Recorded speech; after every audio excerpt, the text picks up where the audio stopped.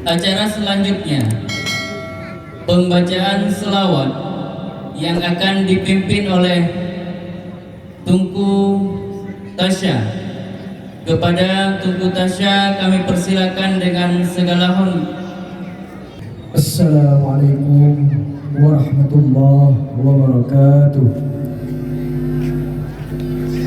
Kami kepada para hadirin dan hadirat untuk dapat putus dinak berselawat kepada Nabi Muhammad sallallahu alaihi wasallam.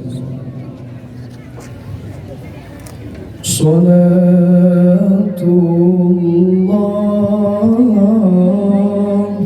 salamullah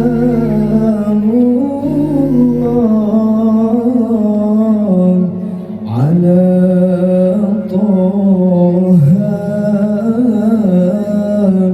Rasulillah.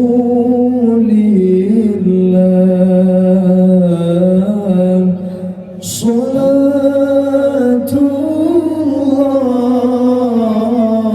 salamullah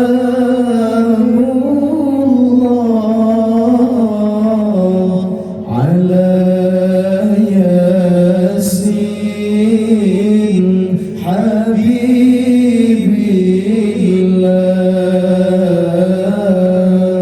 Salatullah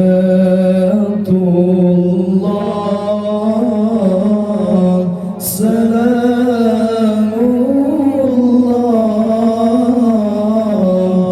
ala Taha Rasulillah.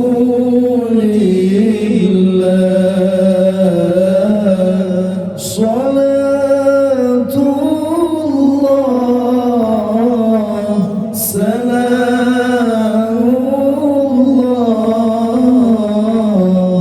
ala Yasin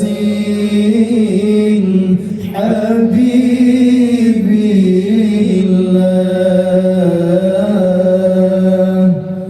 Tawassalna bismillah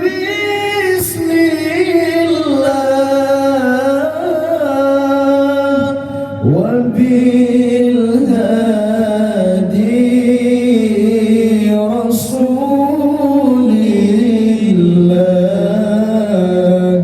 Tawassalna bismillah wa bil hadi Rasulillah wa kulli mujahidin lillah bi ahlil badri ya Allah. Salatullah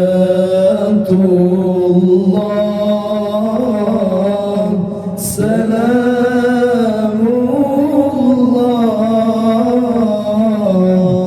ala Taha Rasulillah.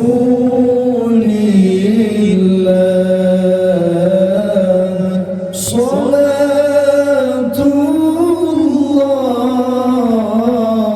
salamullah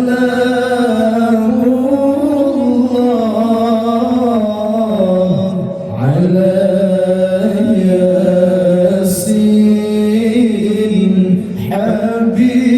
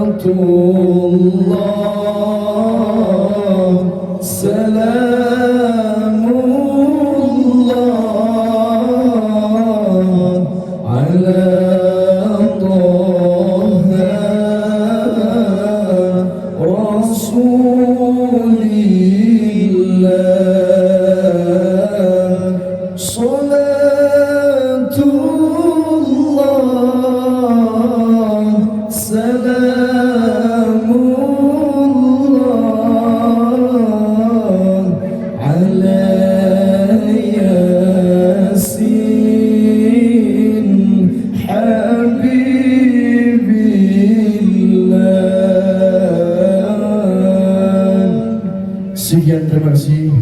Kami silakan kepada para hadirin untuk dapat duduk pada tempat yang telah disediakan oleh panitia. Assalamualaikum warahmatullahi wabarakatuh.